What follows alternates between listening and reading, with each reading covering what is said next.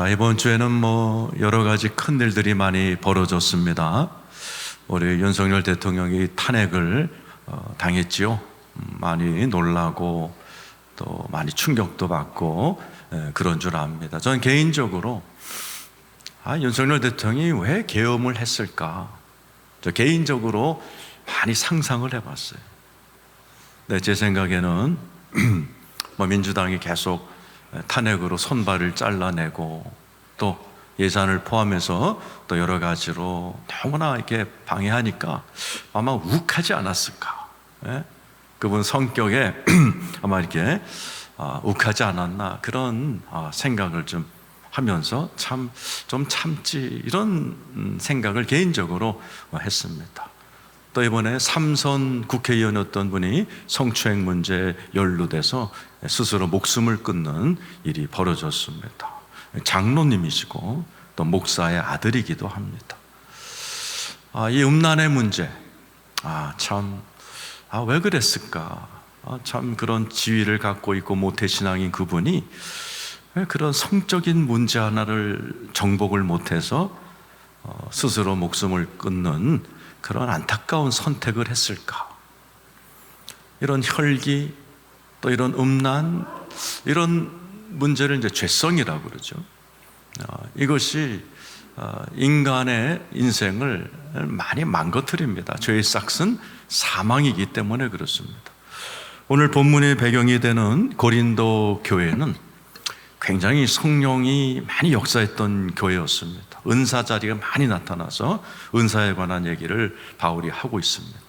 그럼에도 불구하고 굉장히 음란했던 교회였습니다. 굉장히 혈기가 많아서 다툼이 많았던 교회였습니다. 아이러니하죠. 성령의 은사가 많이 나타나면서 한편으로는 음란하고 싸우고 이 고린도 교회가 있었던 고린도라는 도시 자체가 굉장히 음란한 도시입니다. 영어로 고린다이즈, 고린도의 동사형이죠.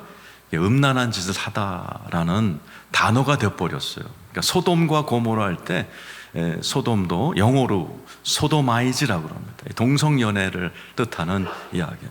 얼마나 도시 전체가 음란했으면 그 도시 이름이 음란한 이란 동사가 되어버렸겠어요.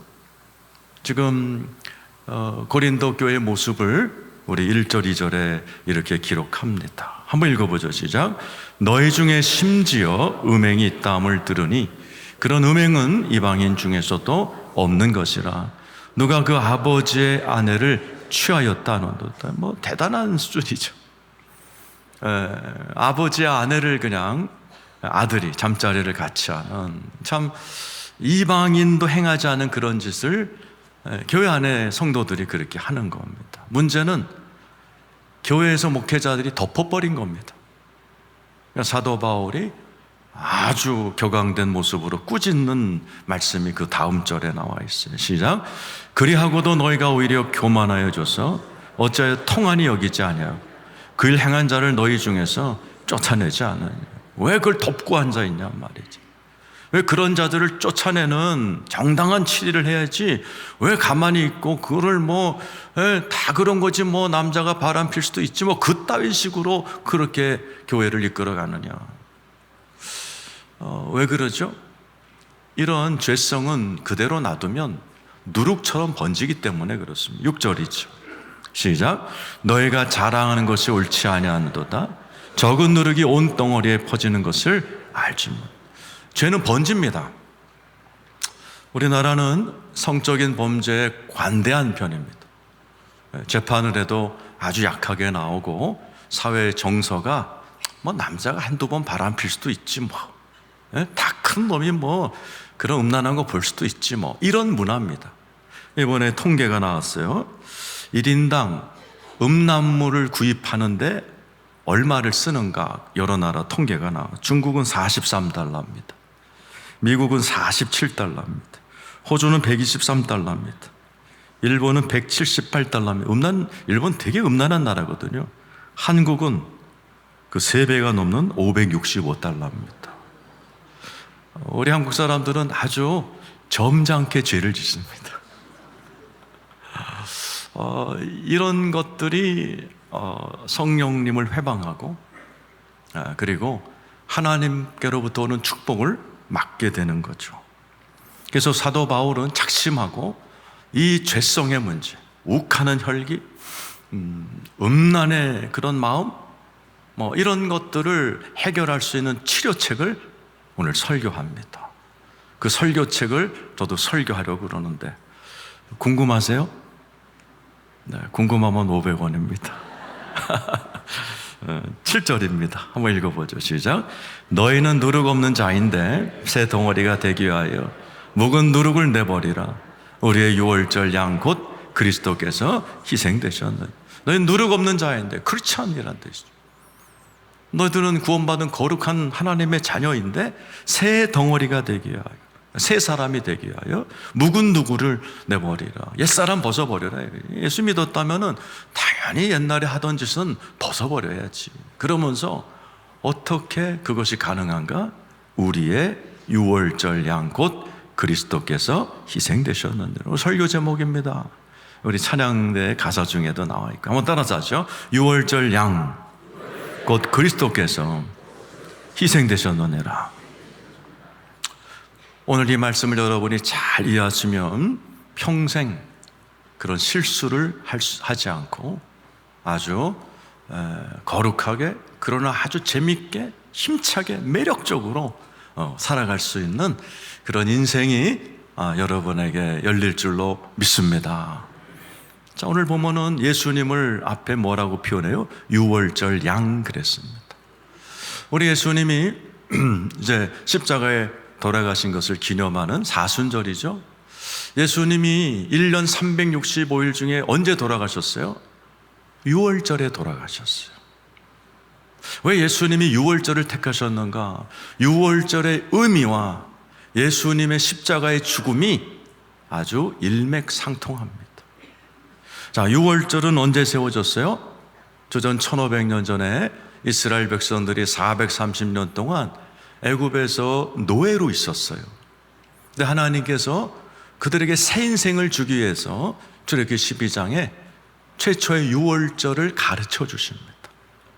너희들이 이제 애굽에서 출애굽하게 될 텐데 유월절을 지키라. 그러면서 방법을 알려주시죠. 양을 잡아라. 그래서 그 양의 피로 문지방과 문설주 인방에 이렇게 발로, 그리고 이제 내가 어느 날 밤에 이 애굽 땅에 있는 모든 집안에 재앙을 일으킬 거야. 모든 큰아들이 다 죽을 텐데 이 어린 양의 피가 묻어있는 집안에 거하는 자들은 그것이 면제가 돼. 재앙이 넘어가. 유월, 영어로 pass over. 그리고 너희들은 그 밤에 양고기를 급히 먹고 쓴나물을 먹고 이어지는 일주일 동안에 너희 집안에서 누룩을 제거하라. 누룩은 이제 죄를 상징하죠. 그래서 너희 집안에서 죄를 없애하라. 그래서 이스라엘 사람들 유월절 지낼 때 촛불을 들고 총채를 들고 일주일 동안 막 온 집안을 대청소해요. 제가 15년 전에 우리 교회 와서 처음 부활절을 맞을 때 그 설교했고 우리 성도님들이 교회를 대청소하던 그런 기억이 있습니다. 그날이 왔고 진짜 재앙이 애굽을 덮쳤어요. 그런데 어린 양의 피 묻힌 집안에 있던 자들은 다 살아남았고 피 아래 없었던 애굽의 집에는 큰아들이 다 죽는 재앙이 일어났어요. 그걸 본 바로 왕과 애굽 사람들이 무서워서 야, 이 사람들을 안 내보냈다간 큰일 나겠다 싶어서 그 유월절을 계기로 노예였던 이스라엘 백성들이 자유인이 되어버립니다. 해방이 되어버려요. 유월절은 해방의 개념이고 그냥 해방이 아니에요. 나올 때 애굽 사람들이 이 종이었다가 풀려나는 이 이스라엘 사람들에게 금과 은을 줍니다. 돈을 막 줍니다. 그때부터 이 이스라엘 사람들의 인생에는 새 인생이 열려요. 매일같이 하늘에서 만나가 내려져서 하루 세끼 문제가 해결이 돼요. 사막 기후는 밤에는 되게 춥습니다. 근데 구름 기둥, 불 기둥이 나타나서 낮에는 구름을 가려주고 밤에는 불 기둥으로 따뜻한 히터 역할을 해줍니다. 홍해가 막 갈라집니다.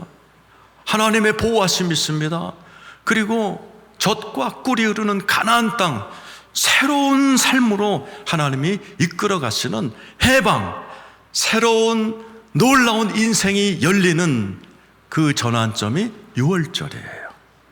6월절은 해방의 개념, 새 인생이 열린다는 개념이 있고, 마치 우리나라 8.15 광복절의 해방과 같아요. 일본 놈들한테 36년 눌렸을 때 해방됐을 때 모든 조선인들이 뛰어나와서 길길이 뛰며 춤을 추면서 해방을 선포했던 것과 똑같은 개념이 6월절이고, 예수가 십자가에서 행하신 일이 바로 해방인 줄로 믿습니다. 완전히 새로운 세계를 여는 건데 6월절과는 비교도 안 돼요. 6월절은 이스라엘 한 민족만을 위한 해방이에요. 네, 예수 그리스도가 돌아가신 2000년 전 금요일 6시에는 그 수준의 우주적인 해방이 일어난 거예요. 우주적인 해방이 일어나서 온 세상이 뒤바뀌어 버린 거예요. 앤티 라이트라는 신학자는 그 밤은 2000년 전 금요일 오후 6시는 혁명의 밤이었다. 우주적인 혁명이 일어나서 하나님이 십자가에서 예수님 죽음으로 온 세상이 확 뒤바뀌어 버린 놀라운 해방이 일어났다는 사실을 믿으시기를 축원합니다. 마태복음 26장 28절 시작. 이것은 죄사함을 얻게 하려고 많은 사람을 위하여 흘리는 바 나의 피 곧 언약의 피니라. 제일 중요한 단어가 죄사함이에요. 한번 따라서 죄사함을 얻게 하려고. 이 죄사함이란 단어는 내 죄를 주님이 용서하셨어, 그래 나는 용서받았고 천국 가, 이 수준이 아닙니다. 이 죄사함이란 단어는 죄라는 문제를 알고 있어야 해석이 되는 단어예요. 죄라는 단어가 뭐예요? 하마르띠아, 관역에서 빗겨났다는 뜻입니다. 아담과 하와가 죄를 짐으로 인해서 모든 게 빗겨나갔어요. 원래 아담과 하와는 어떻게 살던 사람이, 하나님 어떻게 창조했어요? 온 세상을 다스려라, 번성해라, 모든 것을 다스릴 존재, 그리고 하나님께 예비하는 왕같은 제사장으로 멋지게 창조됐어요. 원래 아담이 죄를 안 졌으면 저희들도 그렇게 왕같은 제사장으로 온 세상을 정복하면서 다스리면서 살아야 되는 그런 존재로 창조됐는데 죄가 들어옴으로 해서 싹 빗겨나간 거예요. 하나님을 경배해야 될 많은 사람들이 우상을 섬겨요. 무당을 찾아가고 죄를, 점쟁이를 찾아가요. 빗겨나간 거죠. 다스리고 번성해야 될 여러분들이 빗겨나가서 자기가 낳은 새끼도 다스리지 못하는 분이 많아요. 자기가 택한 배우자 하나 제대로 데리고 살지 못하는 그런 사람 많아요. 빗겨나간 겁니다. 이게 죄의 결과예요. 죄사함이란 단어는 뭐예요? 주님이 죄사함을 얻게 하려고 많은 사람을 위하여 흘린 바 나의 피 언약의 피다. 내가 피를 흘린 게 죄사함이다. 뭐예요? 빗겨나간 것을 올바로 잡겠다라는 뜻입니다. 단순히 예수 믿고 천국 가는 게 아니에요. 저와 여러분이 빗겨나가서 지금 아주 비리비리하게 사는 내 모습을 바로잡아서 다스리고 번성하고 왕같은 제사장으로 지금 빗겨나가갖고 여러분 가운데 지금 예배의 피도가 삐딱한 분이 있거든요. 내가 바로잡아서 나를 올바로 예배하는 예배자로 만들 것이다. 너희 가정을 다스리고 일터를 다스리고 이 세상을 다리는 원래 내가 창조한 다스리는 자로 내가 만들어 버릴 것이다. 우리 주님께서 죄사함, 아페시스, 하마르띠아, 아페시스란 말이 죄를 가지고 가다, 제자리로 두다, 이런 뜻이에요. 우리 예수 그리스도께서 죄사함을 위해서 피를 흘리셨다는 것은 우리 예수님이 이 세상을 올바로 잡아버릴 거야. 올바로 잡아버릴 거야. 그래서 우리 주님이 십자가에 죽으셨고 그날 온 우주가 바뀌었고 승천하셨고 다시 오시는 날에는 진짜 새하늘, 새 땅, 새 예루살렘, 클라이막스가 뭐예요? 저와 여러분의 몸이 죽지 않고 병들지 않은 원래 창조됐던 아담과 하와가 입었던 그 육신을 입고 영원히 죽음도 아픔도 슬픔도 경쟁도 눈물도 시험도 없는 그런 곳에서 영원히 살게 될 줄로 믿습니다. 그거 위해서 예수님이 십자가에서 죽으신 거예요. 골로새서 1장 13, 14절 읽어보세요. 시작. 그가 우리를 흑암의 권세에서 건져내서 그의 사랑의 아들의 나라로 옮기셨다. 여태까지는 어둠의 나라였어. 마귀가 장악하고 있었어요. 온 세상을, 우리나라도 마찬가지고 온 세상을 마귀가 장악하고 2000년 전 금요일 오후 6시에 뒤바뀌어 버렸어요. 예수 그리스도가 십자가에서 죽는 순간에 또 다른 나라가 탄생했어요. 그걸 하나님의 나라, 사랑의 아들의 나라. 칼라가 다른, 이쪽은 사랑이에요. 그 나라가 시작이 됐어요. 그것을 죄사함이라고 그러는 거예요. 그 다음 절이 시작. 그 아들 안에서 우리가 속량 곧 죄사함을 얻었다. 죄사함이란 단어가 또 나오죠. 우리 예수가 십자가에서 죽으시고 피 흘리시는 그날 밤에 새로운 나라가 탄생해요. 어떤 나라? 죽은 자가 부활할 수도 있는 나라, 날 때부터 안전뱅이가 일어날 수 있는 나라, 개판인 가정이 천국 가정이 되는 나라, 이혼을 앞둔 부부가 깨같은 아주 그런 깨소금 같은 닭살 부부같이 변하는 나라, 문제였던 아들, 딸이 하나님 앞에 경배하는 자랑거리로 변하는 나라, 그런 나라가 시작된 것을 믿으시기를 축원합니다. 예수 믿고 지금까지 나 참 그래도 많이 좋아졌다, 많이 새로워졌다, 이런 믿음의 고백 갖고 계신 분 아멘 한번 해보세요. 그래서 찬송 중에 이런 찬송이 있어요. 만왕의 왕 내 주께서 왜 고초당했나, 질문으로 1절이 끝나요. 2절에 답이 나와요. 주 십자가 못 박힘은 속죄함 아닌가. 죄사함 때문에 우리를 원래 모습대로 되돌리기 위해서, 죄사함을 주기 위해서, 우리뿐만 아니라 여러분의 가정, 우리 교회, 대구, 나라, 열방, 온 우주를 원래 모습으로 새롭게 만드시기 위해서 십자가에 돌아가신 우리 예수님께 감사 박수 올려드리겠습니다. 7절 해설 끝났고 이제 오늘 마지막 절인 8절 설명하겠습니다. 시작. 이러므로 우리가 명절을 지킬 때 묵은 누룩으로도 악하고 악에 찬 누룩도 말고 누룩이 없이 오직 순전함과 진실함의 떡으로 하자. 바울이 뭐라고 권면해요? 명절을 지키다. 6월절 지켜라. 그런데 묵은 누룩으로도 말고, 6월절을 지켜, 부활절 지켜, 죄는 짓지 말고, 그런 뜻이. 악하고 악에 찬 누룩으로도 말고, 아각거리지 말고, 누룩 없이, 죄 없이 순전함과 진실함의 떡으로 하자. 왜 이런 말을 해요? 고린도 교회가 6월절 잘 지켰어요. 묵은 누룩처럼 죄는 죄라고 다졌어요. 음란한 짓 다 해가면서 또 예배는 또 드려요. 아각거리고 싸우면서 또 6월절 행사는 해요. 사도 바울이 그렇게 하지 말고 순전함과 진실함의 떡으로 진짜 6월절 드려라라는 거예요. 이스라엘 백성들은 예식의 문화에 아주 정확하기 때문에 6월절 잘 지켰어요. 문제는 6월절 지키면서도 음란한 짓 다 하고 쌈박질 다 하면서 지켰다는 사실이에요. 그 결과가 뭐예요? 하나님이 주고자 했던 이 땅에서의 천국을 경험을 못하는 거예요.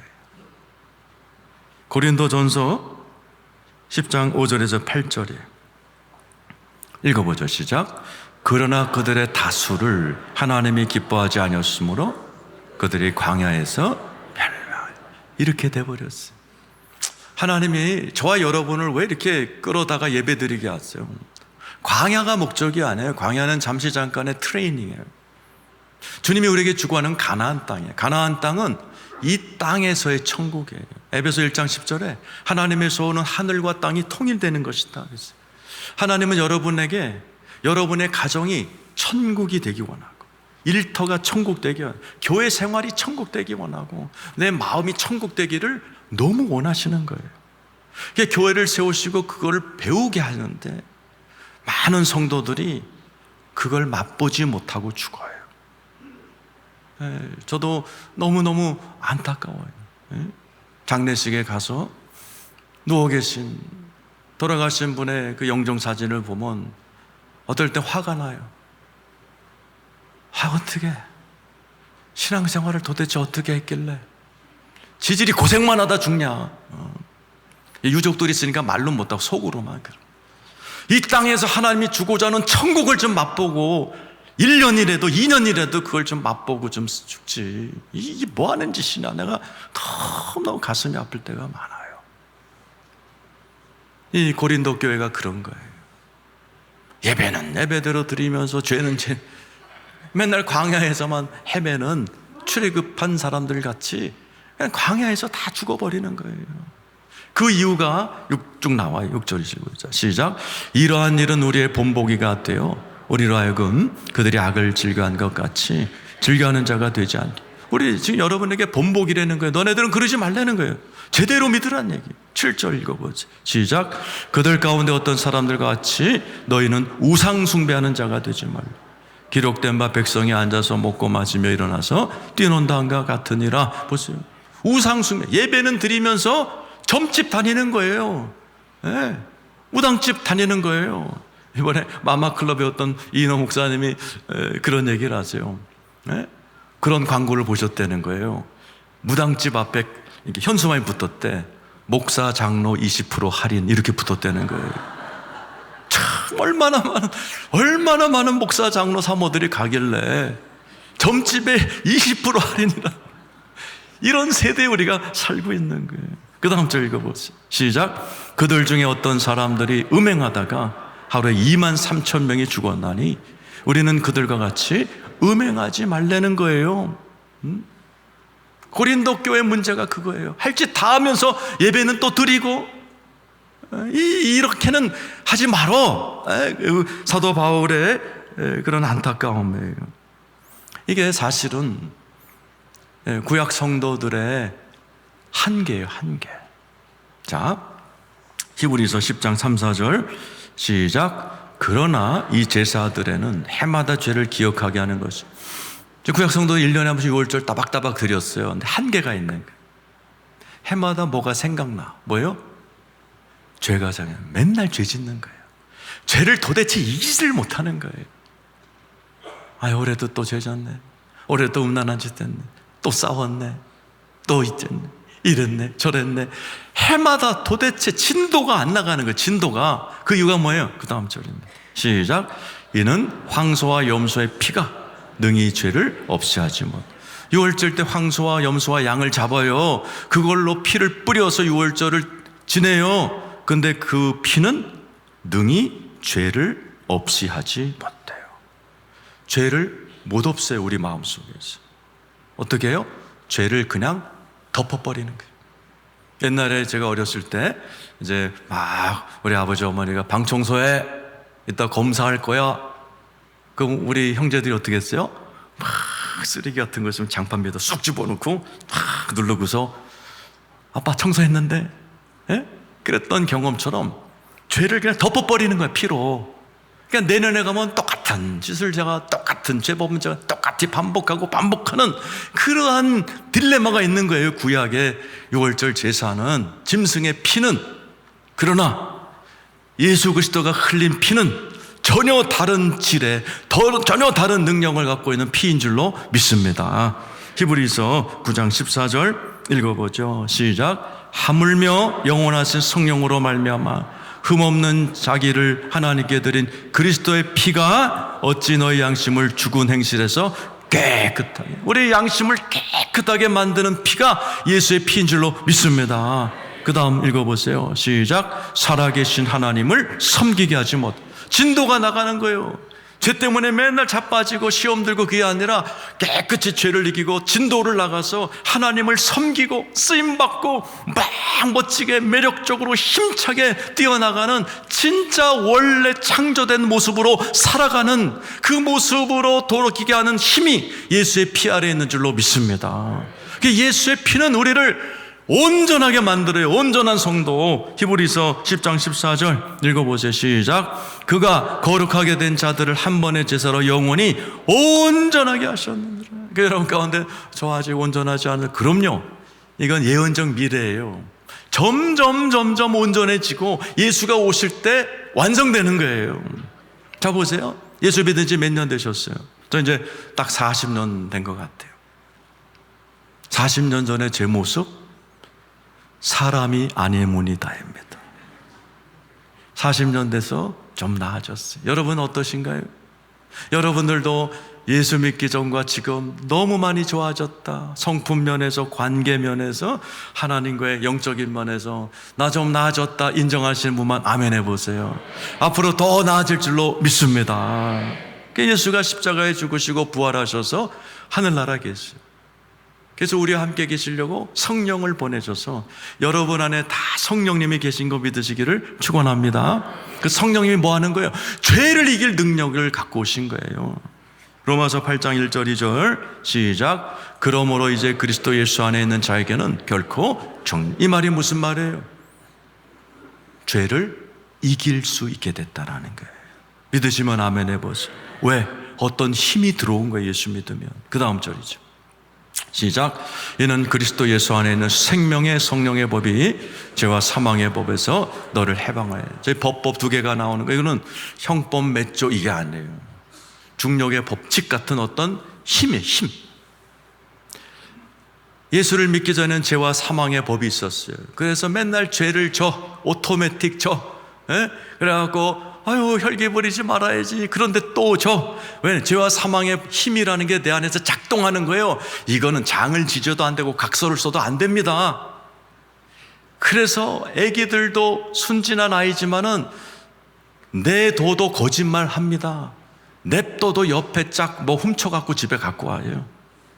죄와 사망의 법이 인간에게는 돌기 때문에 그런데 예수를 믿으면 또 다른 법이 쑥 들어와서 죄와 사망의 법을 밀어냅니다. 그 법이 뭐예요? 생명의 성령의 법이에요. 우리로 하여금 죄를 이길 수 있는 힘, 살아갈 것 같이 생기 발랄하게 살 수 있는 힘, 생명을 주는 힘, 원래 모습대로 살아가게 할 수 있는 힘이 우리 안에 주어졌다는 사실을 믿으시기를 축원합니다. 그게 뭐예요? 생명의 성령이에요. 성령. 내 안에 성령님이 와 계십니다. 이 성찬은 그것을 확인하는 또 다른 예식입니다. 여러분, 저와 여러분이 원래 모습대로 살아갈 수 있도록 내 안에 오신 성령님, 다른 이름으로 그리스도 예수의 영이 내 안에 와 계시다는 사실을 여러분 믿으시길 축원합니다. 내 안에 오신 예수님께 영광의 박수 올려드리겠습니다. 지금부터 제일 중요한 거예요. 많은 분들이 이런 얘기를 해요. 목사님, 그런데 나에게는 왜 그런 일이 안 느껴지죠?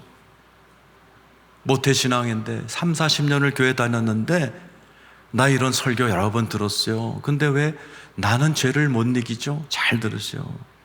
지금부터 여태까지 조신 분들은 다 용서가 가능합니다. 앞으로 한 5, 6분 정도 이 이야기는 잘 들으셔야 여러분이 죄를 이겨서 우리가 작금해보는 그런 불행한 인생이 안 될 수가 있어요. 자, 히브리서 4장 2절 읽어보세요. 시작. 그들과 같이 우리도 복음 전함을 받은 자이나 들은 바 그 말씀이 그들에게 유익하지 못한 것은 듣는 자가 믿음과 결부시키지 않아요. 여러분 저 설교 들어요. 아멘해요. 아무 유익이 없는 이유는 믿음과 결부시키지 않는 거예요. 듣고 아멘하고 끝나는 거예요. 여러분의 믿음과 결부시켜야 돼요. 어떻게? 생각도 해보고 적용도 해보고 내가 어떻게 하면 되지? 행동도 해보고 이런 내 믿음 생활과 오늘 들었던 복음이 결부가 돼야 되는데 많은 분들이 축도와 함께 바람과 함께 들은 설교가 사라져요. 똑같이 죄를 짓고 또 짓고 또 짓고 어쩌다 들켜버리면 가정 깨지고 인생 쪽박나는 그런 일들이 벌어진단 말이죠. 잘 들으십시오. 오늘 말씀을 듣는 여러분은 어떻게 결부시키는 거가 잘 들으십시오. 로마서 8장 13절 한번 읽어보죠. 시작. 너희가 육신대로 살면 반드시 죽을 것이로되 영으로서 몸 행실을 죽이면 살래. 잘 들으세요. 따라서 육신대로 살면 반드시 죽는다. 육신대로 산다면 뭐예요? 내 안에 예수가 와 계세요. 근데 입은 무시하고 기도도 안 하고 의지도 않고 한 번도 이분한테 말을 안 걸고 육신대로 성질대로 살면 죽는다는 거예요. 성질대로 욱해서 이상한 결정해버리면 죽는 거고, 욱해가지고 음란한 짓 한번 했다가 그냥 자살하는 거고, 죽어. 반대로 영으로서 몸의 행실을 죽이면 산다. 따라서 영으로서 몸의 행실을 죽이면 산다. 영이 누구예요? 내 안에 계신 예수 그리스도예요. 이분으로서 몸의 행실을 죽이면 삽니다. 제가 이 중요한 말씀을 어떻게 여러분에게 아주 쉽게 설명을 할까 막 고민했는데, 만만한 게 집사람이잖아요. 우리 집사람이 막 기도 진짜 불같이 해요. 집에서도 그렇고 참 너무너무 뜨거운 여자인데, 또 여자는 여자야. 언제 한번 바퀴벌레가 나타났어요. 그러더니 내한테 찰싹 달라보면서 엄마! 그러더니 당신이 잡아! 그러더라고요. 그 내가 그래? 이까짓 거 하고 내가 딱 잡아줬어요. 똑같은 거예요. 내 안에 우리의 남편 대신 예수 그리스도가 와 계십니다. 그분에게는 바퀴벌레 아무것도 아니고, 음란 아무것도 아니고, 혈기 아무것도 아니고, 징글징글 맞은 사람 아무것도 아닙니다. 저와 여러분이 어떤 문제를 발견했을 때, 징글징글한 생각이 막 치고 올라올 때, 징글징글한 인간을 만났을 때, 나 따라하세요. 저 따라하세요. 하나님, 내 힘으로는 이 문제 못 풀어요. 내 힘으로는 이 징글징글한 마음을 해결 못해요. 징글징글한 이 사람을 난 대하기가 어려워요. 내 안에 계신 예수님, 주께서 해결해 주세요. 주께서 도와주세요. 주께서 그 사람을 만져주세요. 이렇게 기도하시기를 축원합니다. 너무 간단해요. 너무 간단해. 예? 이 간단한 거를 안 하기 때문에 그 똑똑한 사람들이 자살하고 그냥 욱하다가 그냥 인생을 쪽박 차는 그런 결정이나 하고 이렇게 된단 말이에요. 그런 게 올라올 때 이 방법을 모르는 거죠. 오늘 이 자리에 계신 여러분의 그런 은혜를 축원합니다. 고린도후서 2장 14절 읽어보세요. 시작. 항상 우리를 그리스도 안에서 이기게 하시고 우리로 말미암아 각처에서 그리스도를 아는 냄새를 나타내시는 하나님께 감사. 항상 우리를 그리스도 안에서 이기게 하시고, 여러분 앞으로 모든 전쟁에서 이기시기를 축원합니다. 항상 이기시기를 축원합니다. 그런데 성경에 써 있어요. 찬송가 중에 마틴 루터가 쓴 찬송가 있어요. 내 힘만 의지할 때는 패할 수밖에 없도다. 잘 쓴 찬이에요. 내 힘만 의지하면 백전백패합니다. 내 힘으로 자식을 뜯어 고쳐요? 백전백패입니다. 내 힘으로 마누라를 뜯어 고쳐요? 백전백패입니다. 내 힘으로 내 이 성질머리 뜯어 고쳐요? 백전백패입니다. 언제 항상 이겨서 백전백승해요? 항상 우리를 그리스도 안에서 이기게 하시는 거지, 내 힘으로 이기는 법이 없어요. 인간은 항상 그리스도 안에 머물도록, 항상 그리스도를 의지하도록 하나님이 태초부터 만들었어요. 인간은 혼자의 힘으로 움직이면 백전백패하도록 하나님이 만드셨어요. 그래서 그렇게 인류대학을 나오고 그렇게 높은 자리에 가신 분들이 백전백패해버린 거예요. 오늘 이 자리에 계신 여러분들은 겸손하게 내 안에 계신 예수 그리스도를 의지하시기를 축원합니다. 그래서 아침마다 이렇게 기도하세요. 한번 따라서 하세요. 예수님, 오늘 저 할 일 많아요. 문제도 많아요. 까다로운 사람도 만나야 돼요. 난 여태까지 많이 졌어요. 내 안에 계신 예수님, 오늘도 이길 수 있도록 내가 아닌 주님이 나타나시고 역사해 주시옵소서. 이렇게 하루를 시작하시기를 축원합니다. 내가 하는 것과 내 안에 계신 예수가 하는 하루는 질적으로 다른 거예요. 오늘 이 자리에 계신 여러분, 그러면 어떻게 내 안에 주님이 계셔서 항상 이겨요? 성찬하면 됩니다. 요한복음 6장 54절에서 6절 시작. 내 살을 먹고 내 피를 마시는 자는 영생을 가졌고 마지막 날에 내가 그를 다시 살리리니 내 살은 참된 양식이요 내 피는 참된 음료로다. 내 살을 먹고 내 피를 마시는 성찬이죠. 내 안에 거하고 나도 그의 안에. 믿으시면 아멘 해보세요. 오늘 성찬의 의미가 뭐예요? 예수가 내 안에 계시다. 난 그분 안에 계시다. 그분의 도움을 받고 남은 여생 살아라 하는 게 성찬의 의미입니다. 말씀을 정리합니다. 우리 안에 막 치솟는 혈기, 음란, 내 인생을 쪽박차게 만드는 이런 죄를 이기는 방법은 딱 하나, 내 안에 계신 예수 그리스도, 그분을 의지하고 그분의 힘으로 앞으로 살아가면서 백전백승 항상 이기시는 여러분 되시기를 축원합니다.